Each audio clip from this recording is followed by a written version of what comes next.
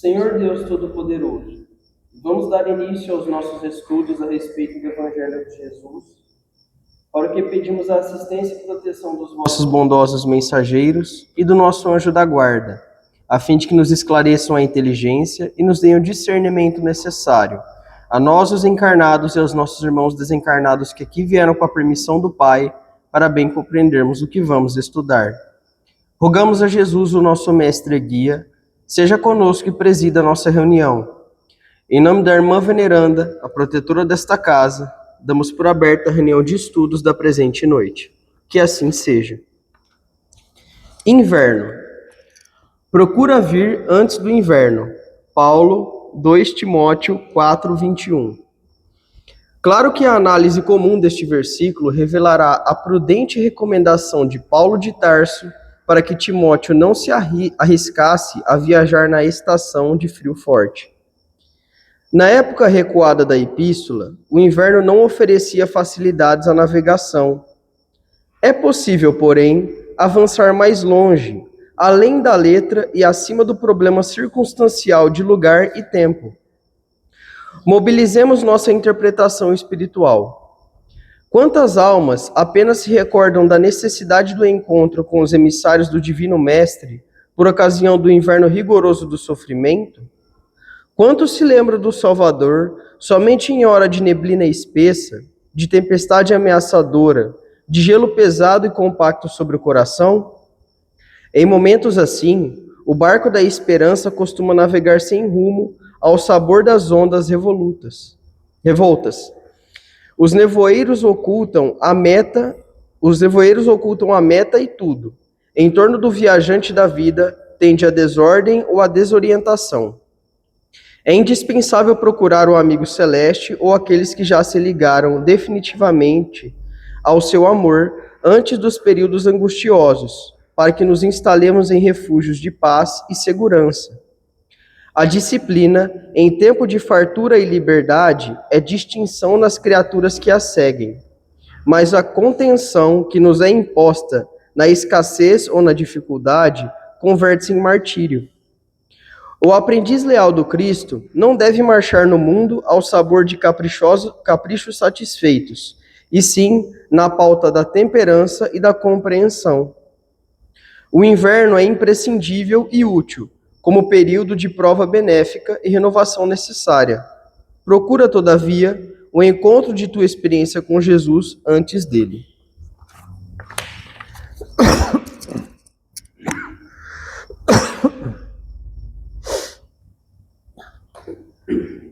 Pai nosso que estais no céu, santificado seja o vosso nome, Senhor. Que venha a nós o vosso reino, que seja feita a vossa vontade, assim na terra como no céu. O pão nosso de cada dia nos dai hoje, Senhor. Perdoai as nossas ofensas, assim como nós perdoamos aos que nos têm ofendido. E não nos deixeis que entremos em tentações, e livrai-nos, Pai, de todo mal, porque seu é o reino, o poder e a glória para sempre. Amém. Espíritos esclarecidos e benevolentes, bondosos mensageiros de Deus, que tendes por missão assistir aos homens e conduzi-los pelo bom caminho, sustentai-me nas provas desta vida. Dai-me força para suportá-las sem murmurar. Afastai de mim os maus pensamentos e fazei que eu não dê entrada a nenhum espírito que tentasse iludir-me e conduzir-me no caminho do mal. Esclarecei minha consciência com relação aos meus defeitos e tirai-me de sobre os olhos o véu do orgulho, capaz de impedir de os perceber e confessá-los a mim mesmo. A ti, sobretudo, bondoso anjo da guarda, que mais particularmente velais por mim, e a todos vós, espíritos protetores, que por mim vos interessais, fazei que me torne digno da vossa proteção. Conheceis as minhas necessidades, que elas sejam atendidas segundo a vontade de Deus.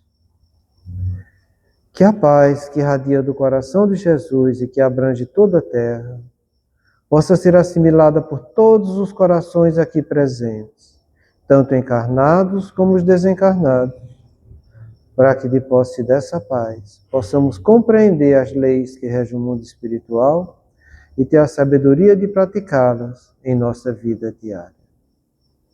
Em nome do nosso Mestre amado Jesus, da Irmã Veneranda e sua equipe espiritual que nos assiste, bem como dos nossos anjos da guarda, solicitamos que a água aqui exposta seja fluidificada em nosso benefício. Que assim seja, Senhor. Damos graças a Deus. Amém.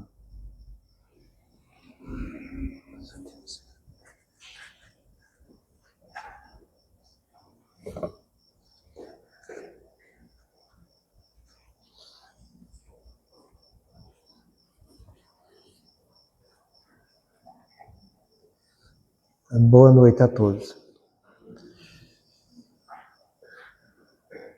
Nós estamos analisando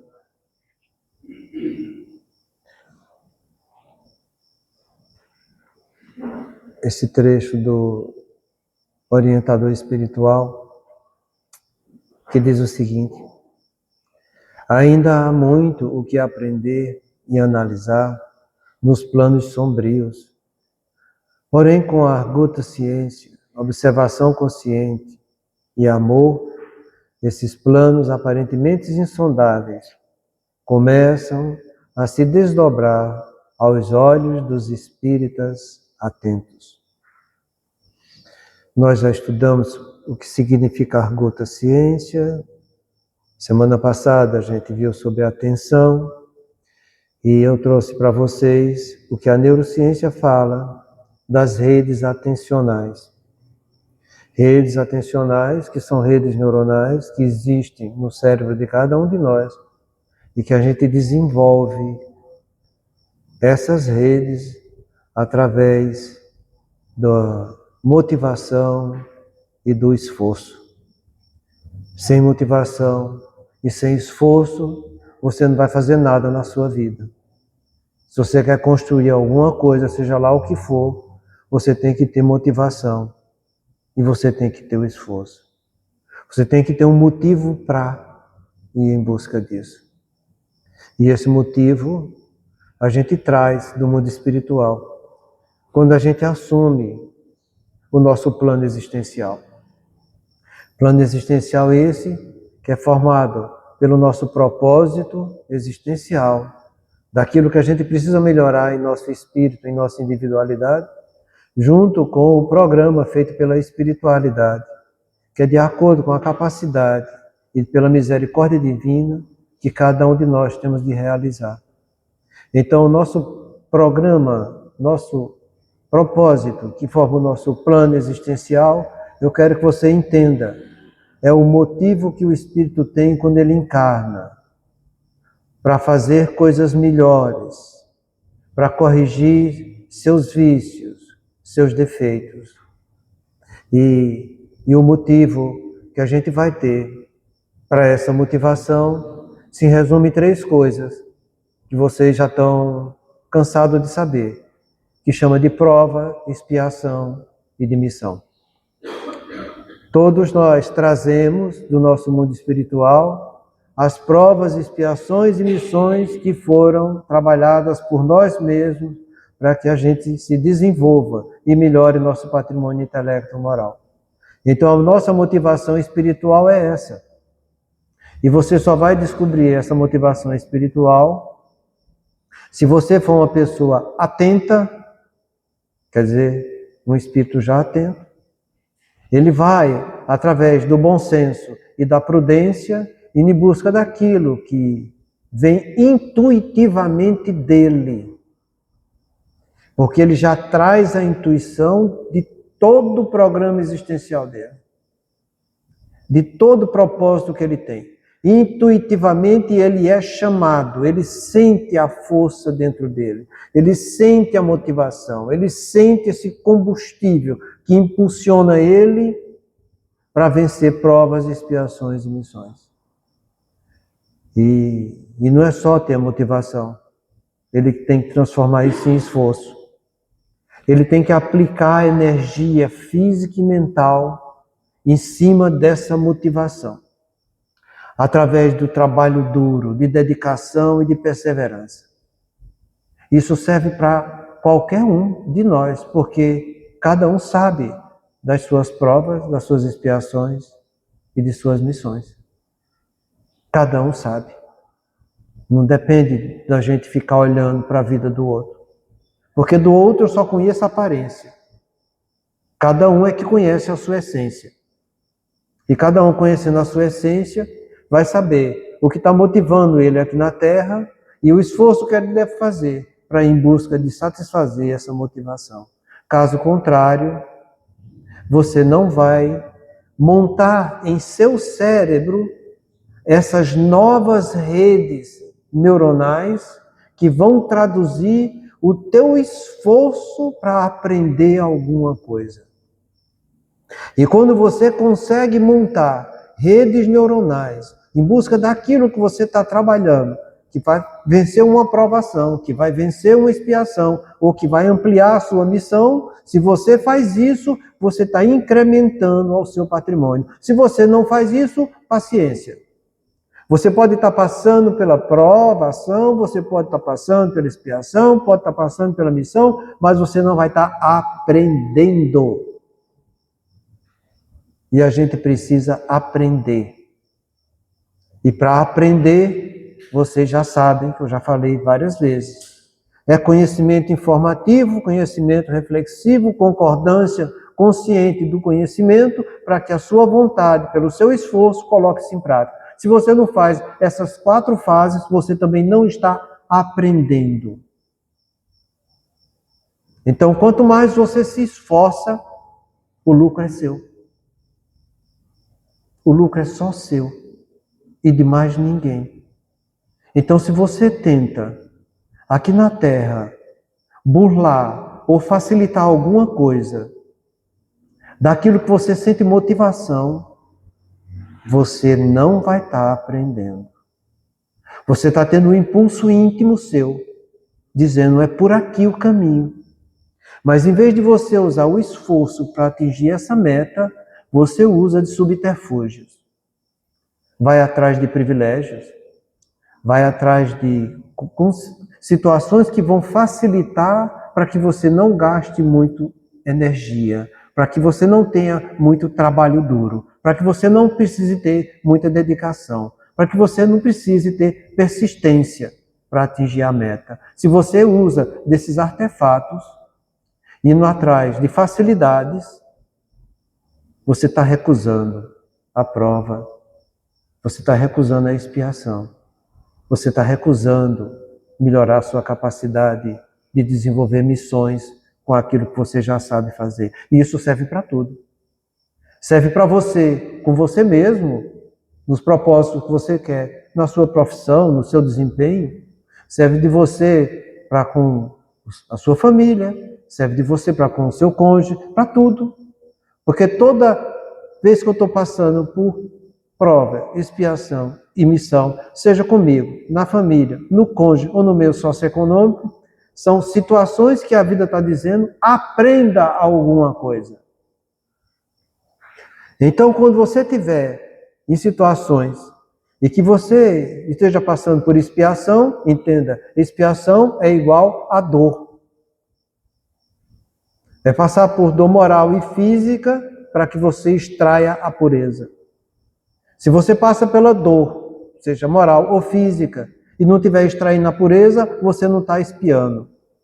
Você está passando por dor. É diferente. Eu vejo as pessoas passando por dor e por sofrimento e não estão expiando. Porque elas não estão indo atrás de saber o que é que aquilo está querendo dizer para ela se tornar uma pessoa melhor. Diante do sofrimento, a gente tem que ir em busca disso. O que é que isso está querendo que eu faça de bom?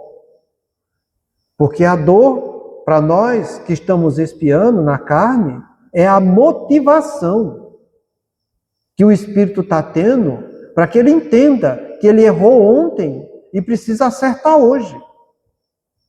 Nós que somos espíritas, nós entendemos perfeitamente isso. O problema é assim que a gente se comporta diante da expiação?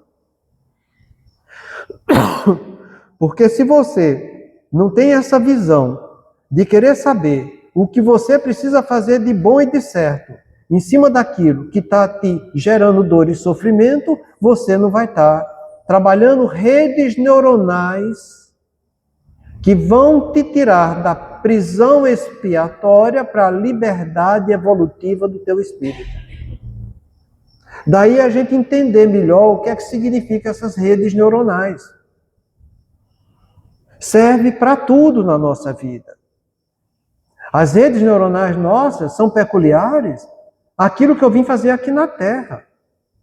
Não acontece ao acaso você ter o cérebro que tem. E se esse cérebro que você tem dificuldades, entenda. Essa dificuldade pode ser uma provação, pode ser uma expiação, pode ser também uma missão. Tem gente que escolhe isso, essas dificuldades, para facilitar o quadro missionário deles e eles não se desviarem do caminho do bem. Espíritos evoluídos, eles pedem, quando estão reencarnando em grandes missões, corpos com algumas dificuldades. Você tem o exemplo disso no livro Missionários da Luz, quando André Luiz está visitando o planejamento genético espiritual dos reencarnantes. Uma moça chega lá e diz: esse corpo está muito bom para mim. Se for desse jeito, eu posso falhar. Me arrumam as dificuldades aí, pelo menos o hipotireoidismo. Então, coisas desse tipo a gente tem que entender. Então, diante dessas dores, dessas dificuldades que a gente tem, entenda, cada uma delas vem para você desenvolver uma qualidade positiva. Então, não fica fixado na dor, nem no sofrimento. Vai em busca da solução, de fazer o que é bom e o que é correto diante da dor e do sofrimento. Fazendo assim, você, através do esforço e do comportamento repetitivo daquilo que a vida está te dando, você começa a formar novas redes neuronais no teu cérebro e aquilo, à medida que a experiência vai tendo continuidade, aí você vai se tornando uma pessoa melhor. Para você ter uma experiência, uma noção disso, digamos, você já passou pela escola. Você viu quando seu professor chegava, por exemplo, de matemática, explicava uma equação de primeiro grau, botava na lousa assim, isso aqui, assim, tão duro e coisa e tal, anterior isso, você olhava e dizia, mas isso é fácil. É fácil a gente ver. Mas quando chega para casa que você vai fazer o exercício, você sente a dificuldade para colocar aquilo. E é uma dificuldade tremenda.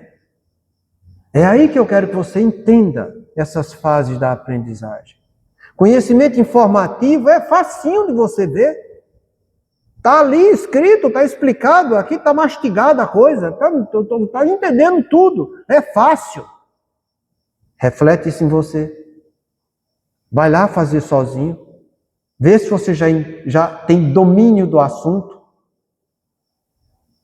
Então, a gente ia depois, mesmo em casa, ia pedir ajuda, ia pedir apoio das pessoas que mais sabiam do que a gente, para tirar nossas dúvidas. A gente ia ler, a gente ia poder se aprofundar no assunto, porque quanto mais conhecimento informativo que eu reflito para mim, para que eu aprenda aquilo, mais eu vou ter capacidade de resolucionar essas equações, que elas vão se aprofundando à medida que eu vou me aperfeiçoando. E conscientemente eu vou dominando o assunto. E quando você domina o assunto, você é mestre na coisa. Você está entendendo como é que a gente tem que fazer para vencer nossas provações?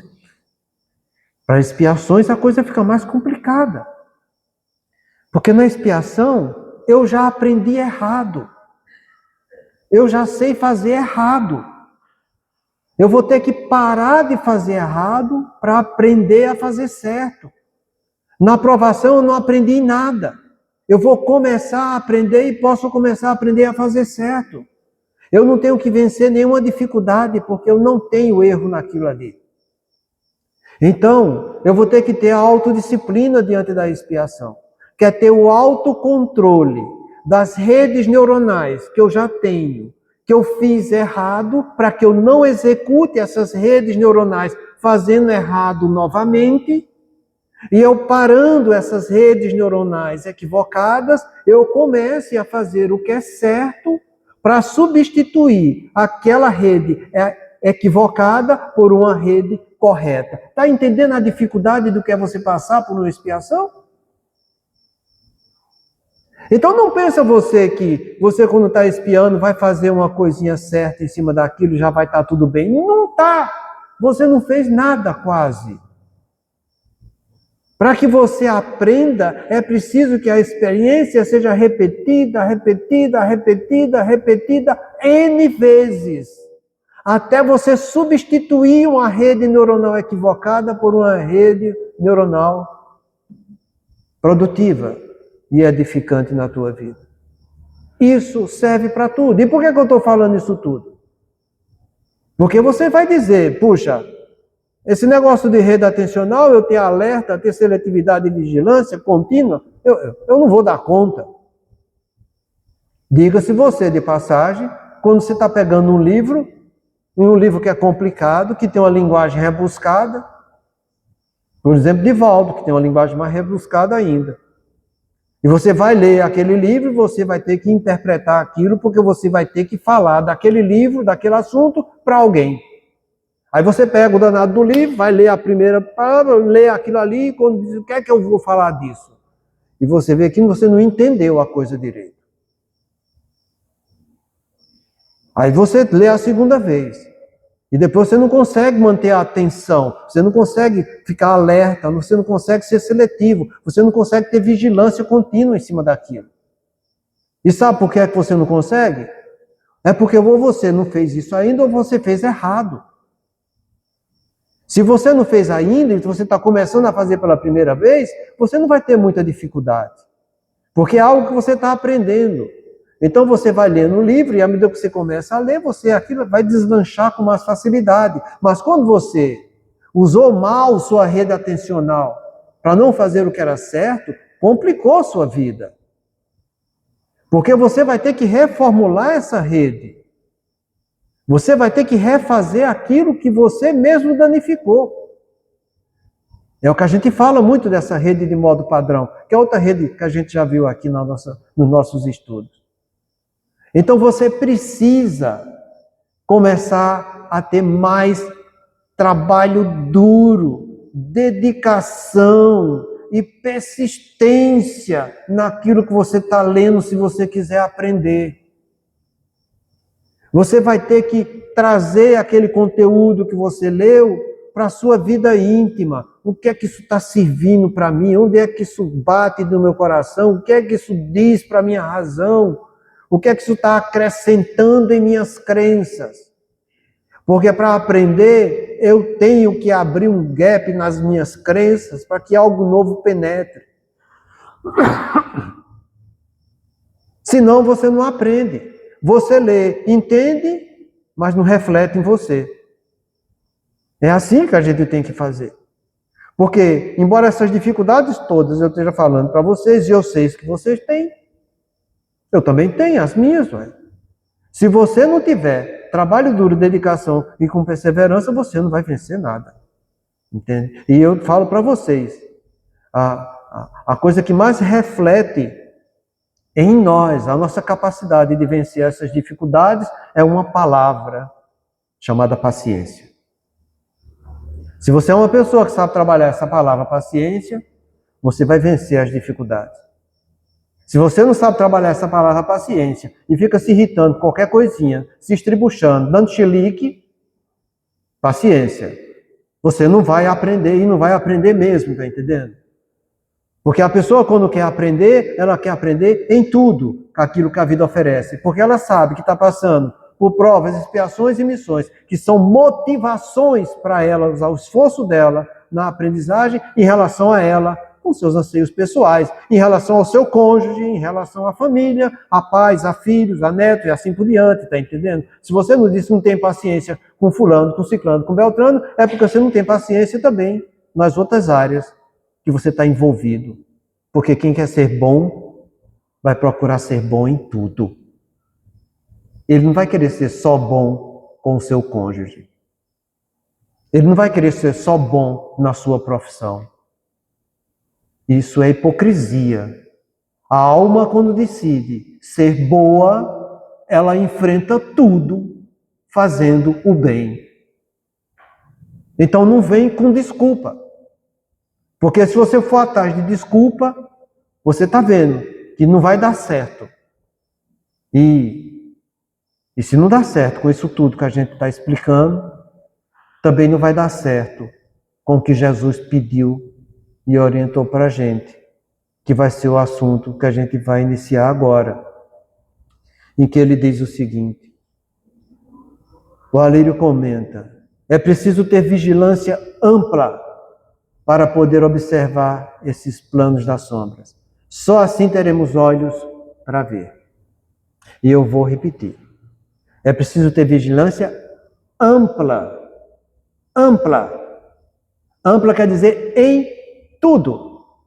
Em tudo. A sua atenção tem que estar acesa. A atenção de você com o seu corpo. Está fazendo bem para o seu corpo? Vê se está. Tem que ter atenção para isso. Atenção com o cônjuge. Não interessa quem é o cônjuge, nem os problemas que tem. Cada um tem um marido ou uma mulher que merece. Faz parte do plano existencial. A não ser que você tenha fugido do seu plano e criado rolo na sua vida, por precipitação. Porque tem muitos que se precipitam. Porque querem. Vai ter que colher os frutos da sua precipitação. Paciência. A espiritualidade vai tentar ajeitar a coisa. Você vai ter que ter vigilância ampla na sua família. Porque a nossa família é uma família de provas e expiações.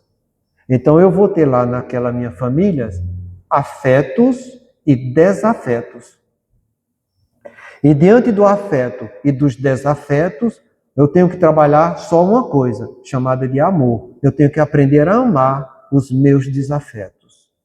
E amar mais ainda os meus afetos. É aí que a gente tem que entender isso.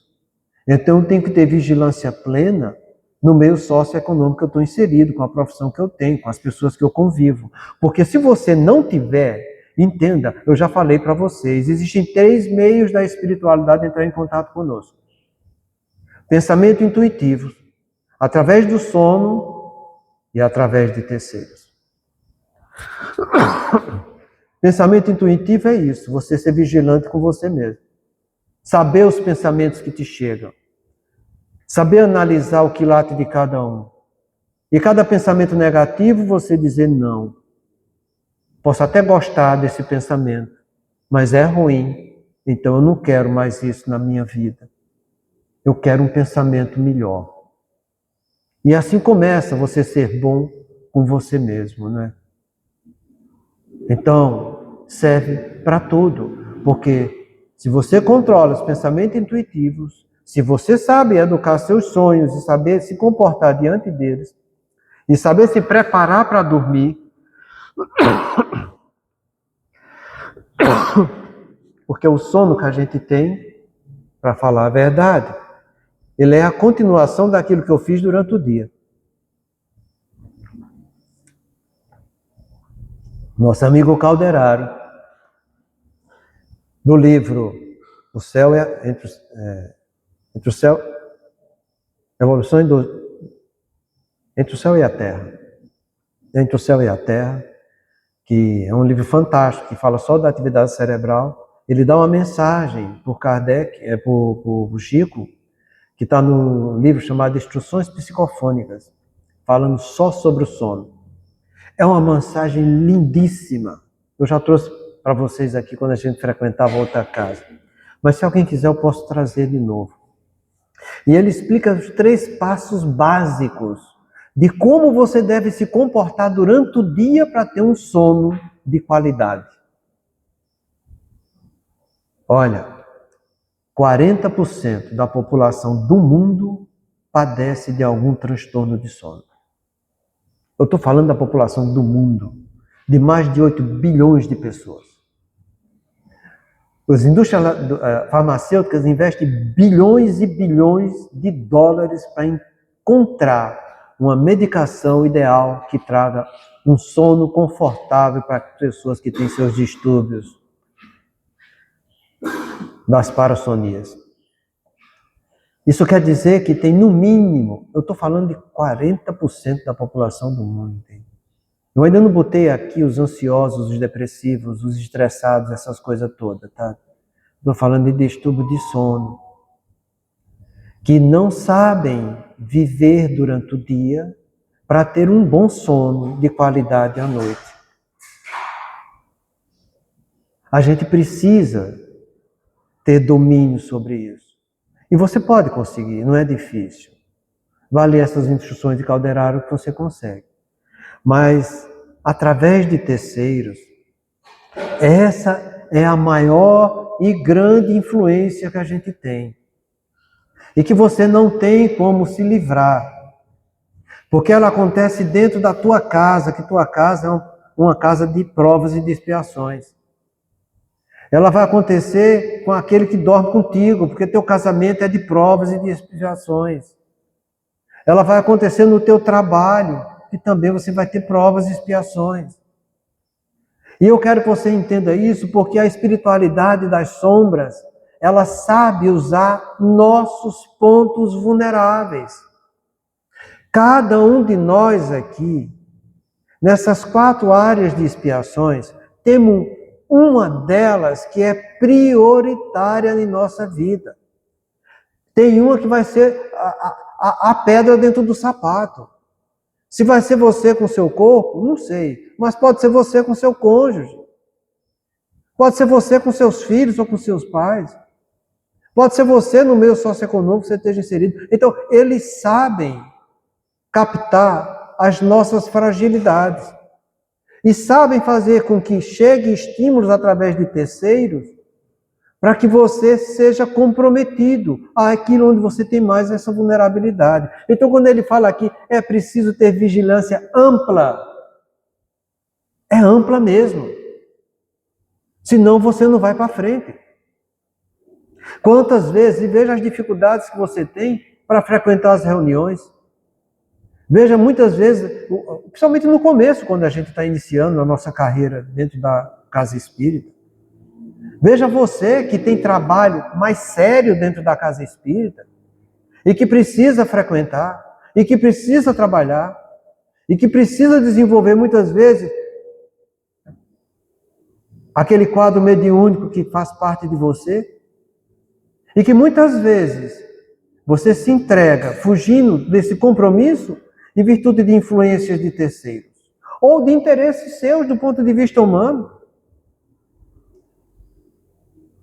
Meus amigos, quando Humberto de Campos chega e nos fala que o trabalho do Espírito tem 8 horas reservadas para o trabalho dentro da doutrina, no movimento espírita, é um fato que deve ser pensado e refletido. Porque se você não está se enquadrando nisso aí, tem alguma coisa errada. O seu plano existencial de trabalhar dentro da seara espírita te dá essas 8 horas. Se você não encontra essas 8 horas, você está substituindo por algo que você está dizendo que é mais importante do que o seu plano existencial. E aí eu te pergunto, onde é que está a vigilância ampla? Como é que fica a nossa situação? Você vai querer arrumar um monte de explicação, mas não existe justificativa para o teu espírito. Você explica do ponto de vista humano, para continuar fugindo da responsabilidade, porque você não está tendo trabalho duro, dedicação, nem perseverança. E trabalho duro, dedicação e perseverança é preciso esforço em cima de uma motivação que você vai estar priorizando para o seu espírito. É isso que a gente chama de tomada de decisão com planejamento, para que a gente coloque isso em prática. Caso contrário, você vai estar passando pela doutrina, vai estar vendo um monte de coisa, mas não vai estar trazendo isso para a sua vida íntima. De que vai adiantar? Absolutamente de nada. Porque o importante nessa vida, nessa encarnação de cada um de nós, são as mudanças que eu realizo em mim, em minha intimidade. Se eu não realizo mudanças edificantes em minha intimidade, eu vou sair dessa encarnação do jeito que cheguei. É por isso que a situação entre nós espíritas, ela é tão grave, e essa gravidade vem desde o começo com Chico, porque foi em 1940 e pouco que saiu o livro Os Mensageiros, de André Luiz, que já falava dos espíritas falidos, que retornavam ao nosso lar.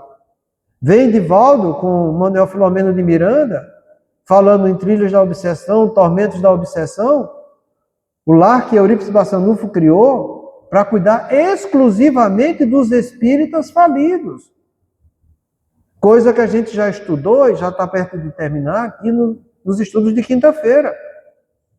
É um livro completo, dando exemplo de pessoas que achavam que estavam fazendo as coisas certas e, no entanto, estavam se comprometendo, sendo seguido e se fazendo seguido pelas sombras. Irmãos que sofreram muito. E é bom a gente ler, porque para que a gente fique mais atento, para que a gente comece a ver, eu posso me colocar no lugar dessa criatura que eu estou lendo isso? É assim que você vai ter informação reflexiva. Eu caio aqui dentro disso aqui, desse conselho que está sendo dado? É assim que você vai aprender e ter essa vigilância ampla. Porque se você não parar para fazer uma autoanálise sua, você vai cair. Não é à toa que nosso livro dos Espíritos nos orienta a praticar o autoconhecimento do jeito que Santo Agostinho orientou. Não é à toa. Não é à toa que foi esse mesmo Santo Agostinho que falou para a gente, em relação aos nossos protetores e anjos de guarda, quando Kardec pergunta, pode o anjo da guarda abandonar o seu protegido? Vai ler a resposta que Santo Agostinho dá, que diz que sim, desde que não seja ouvido. Mas sempre que for chamado, ele vai estar presente. E alerta que no dia da nossa passagem, quer dizer, do nosso desencarne, ele vai estar junto de nós, mostrando tudo que a gente fez. Porque todo mundo sabe, isso não é só da filosofia espírita. Experiência de quase morte, todos eles relatam isso, que vê a sua vida passada em relâmpago, que parece uma eternidade, mas que duram segundos ou poucos minutos, todas experiências importantes da sua encarnação. Você vai vendo e você vai vendo também a conduta que você tomou.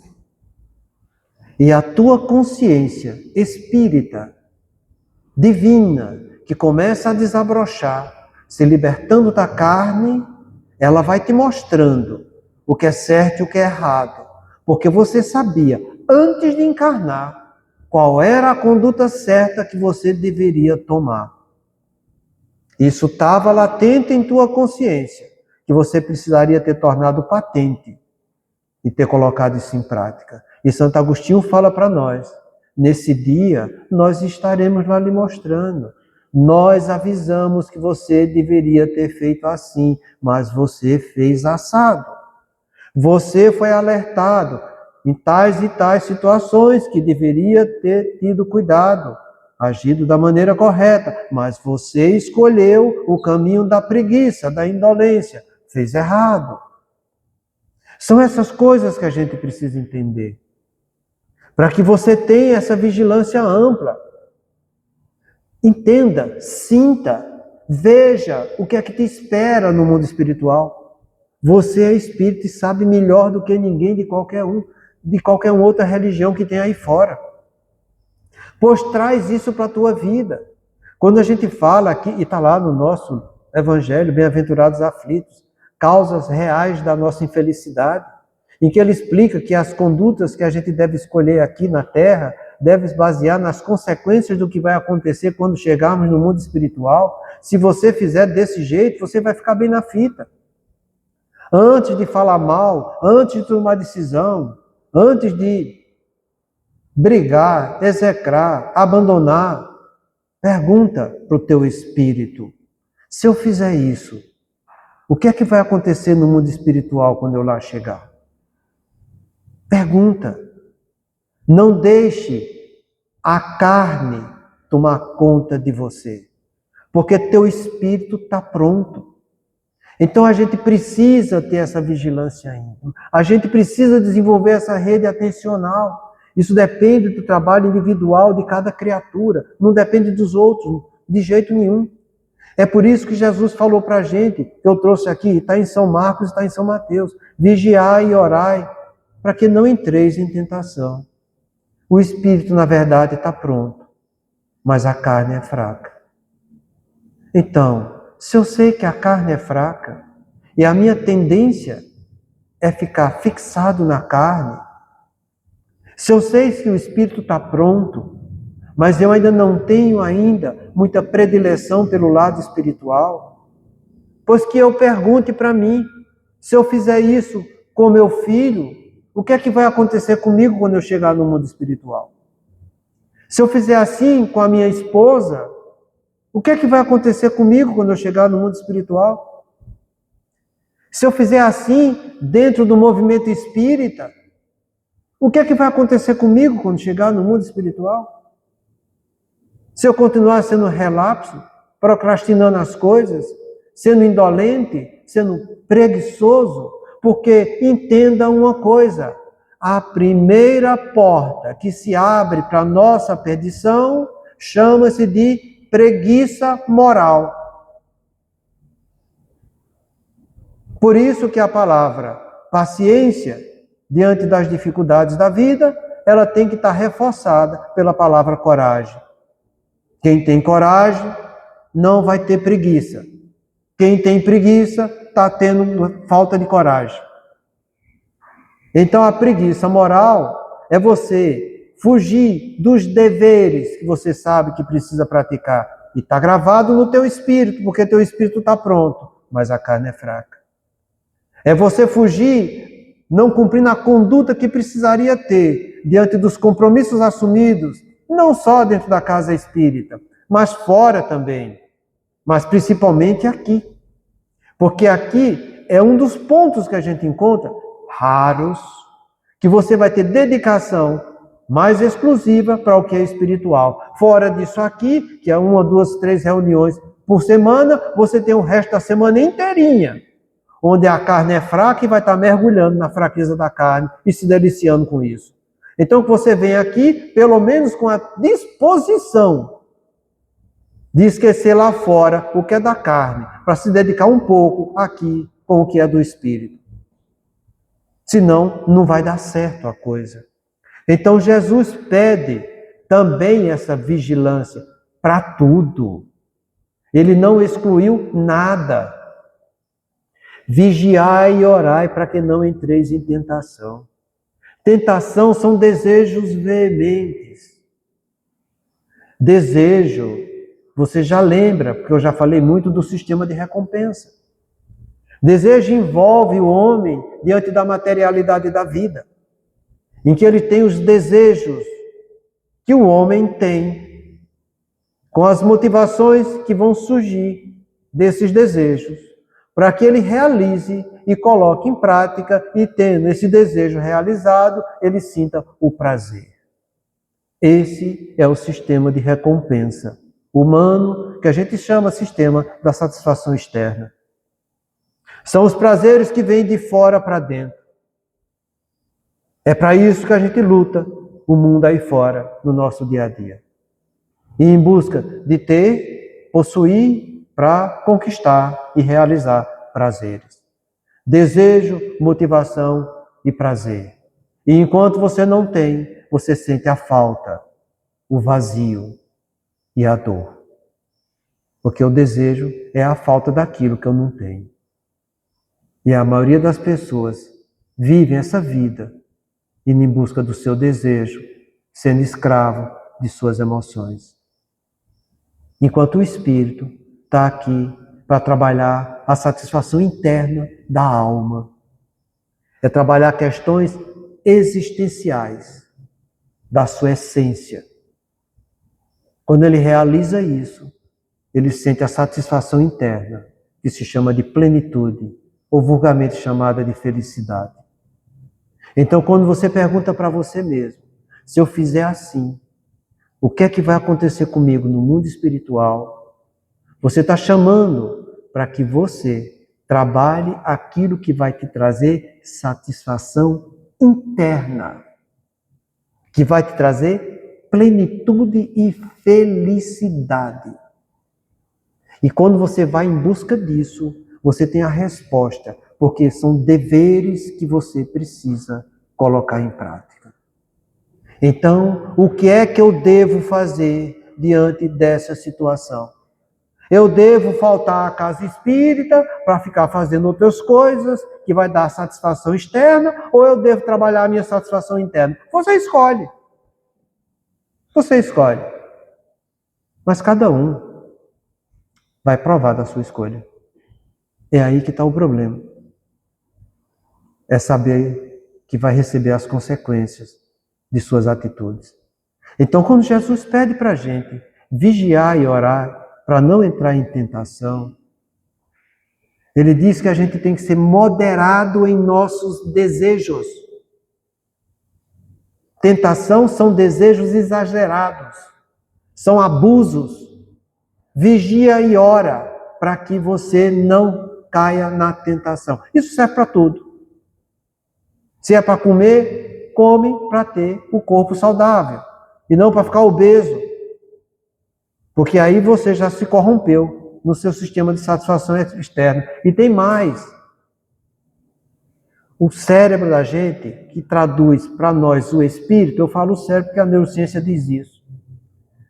Depois que você sente, é corrompido o teu sistema de recompensa, e você entra no abuso dele, seja lá qual for, abuso por bebida, por fumo, por comida, por droga, por falar mal dos outros, vício de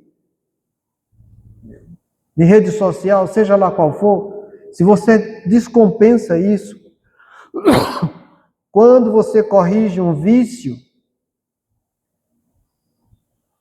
o teu cérebro, que para nós é espírito, vai procurar uma outra maneira de entrar no vício para sentir o sistema de recompensa trabalhando de uma maneira exorbitante. É muito interessante isso. Eu estava conversando com meu filho hoje, uns trabalhos que saiu. Pessoas que corrigem a obesidade, por exemplo, faz cirurgia bariátrica. Você sabia que existe uma maior e importante taxa que transfere a comida que não consegue para o uso de álcool? Ele substitui vícios. Então, quando ele fala vigilância ampla, quando Jesus fala vigiar e orar e fala para não cair em tentação, é que você tem que ser moderado em todas as satisfações externas que a vida te ofereça. Tudo. Porque se você debrecha, você sai de uma e cai na outra. E assim vai levando a sua encarnação. E você não educa seu sistema de recompensa. E se você não educar seu sistema de recompensa, você volta para o mundo espiritual tão ou mais comprometido ainda. Então, meu amigo, Pergunta para você mesmo. Isso que eu vou fazer, que eu estou fazendo, quais as repercussões disso quando eu chegar no mundo espiritual? Olha para você, pratica o autoconhecimento que Santo Agostinho falou e veja aquilo que está entrando em tentação na sua vida. Veja, enxergue, reconheça o problema, porque só assim você vai poder tratar do problema, sabendo que ele existe. Mas a gente vê as pessoas entrando nos vícios, fugindo da responsabilidade de educar seus vícios, e muitas vezes, quando sofrem muito, que querem corrigir um vício, corrigem um para cair no outro. Você encontra isso muito bem no livro Trilhas da Obsessão, em que o nosso irmão Lang fala das 4 torpes verdades. Eu vou trazer isso aqui para a gente estudar. Não sei se vai ser na 4ª ou na 5ª, mas já está pronto. Se não for na 4ª, é na 5ª. A gente vai estudar. Porque ele fala, e fala de uma maneira irônica e maliciosa, e diz que todos nós temos falhas reencarnatórias nas 4 áreas. Que uma delas a gente é mais vulnerável. E que depois que cair em uma delas, as outras vêm como consequência.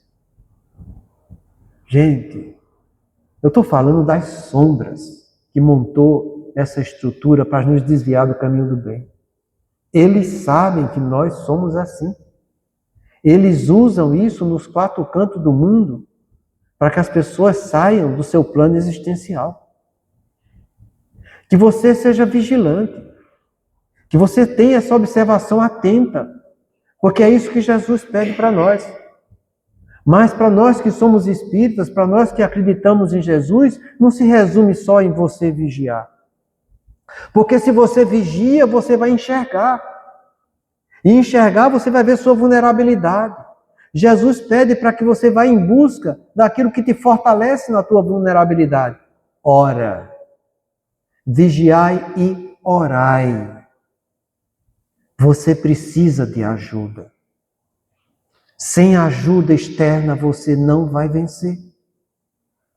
Deus é misericordioso. E se Ele te deu um anjo da guarda, é porque você precisa dele. Faz parte da misericórdia divina. Isso está de acordo com a justiça de Deus.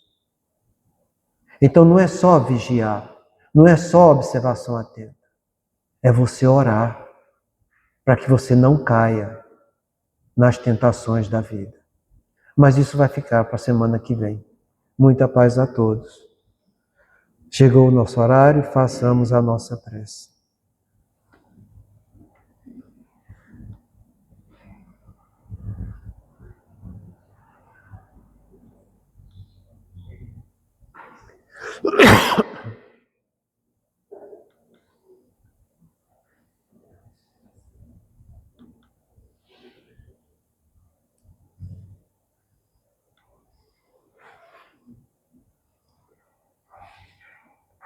Já que eu falei tanto dele, vamos lá, vamos falar mais um pouquinho para terminar a nossa reunião.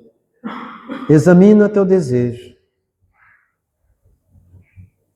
E é interessante que ele fala examina teu desejo e já chamando todos nós de médiuns, né? Então veja a tua mediunidade aí intuitiva. Mediunidade é instrumento vibrato. E cada criatura consciente pode sintonizá-lo com o objetivo que procura. Médio por esta razão, não será somente aquele que se desgasta no intercâmbio entre os vivos da terra e os vivos da espiritualidade. Cada pessoa é instrumento vivo dessa ou daquela realização, segundo o tipo de luta a que se subordina. Acharás o que busca, ensina o Evangelho, e poderemos acrescentar, farás o que desejas.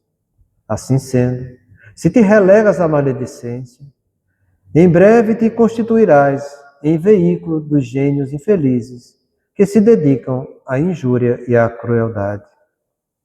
Se te detens na caça dos prazeres dos sentidos, cedo te converterás no intérprete das inteligências magnetizadas pelos vícios de variada expressão. Se te confias à pretensa superioridade sob a embriaguez dos valores intelectuais mal aplicados, Em pouco tempo te farás canal de insensatez e de loucura. Todavia, se te empenhas na boa vontade para com os semelhantes, imperceptivelmente terás o coração impelido pelos mensageiros do eterno bem aos serviços que possa desempenhar na construção da felicidade comum. Observa o próprio rumo, para que não te surjam problemas de companhia. Desce a animalidade e encontrarás a extensa multidão daqueles que te acompanham com propósitos escuros na retaguarda. Eleva-te no aperfeiçoamento próprio e caminharás de espírito bafejado pelo concurso daqueles pioneiros da evolução que te precederam a jornada de luz, guiando-te às aspirações para as vitórias da alma.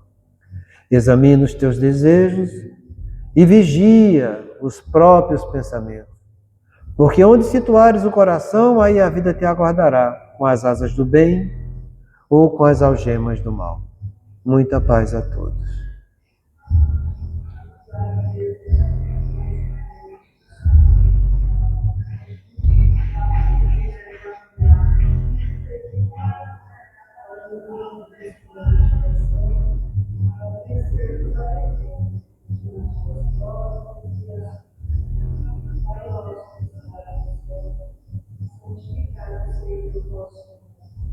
Venha a nós o vosso Filho, seja feita a vossa vontade, assim na terra como no céu. Devolva a nossa cada dia nos presentes. Perdoa, Pai, a nossa ofensa, assim como nós perdoamos a quem nos tem ofendido. E não nos deixeis cair em tentação, e livrai-nos de todo mal.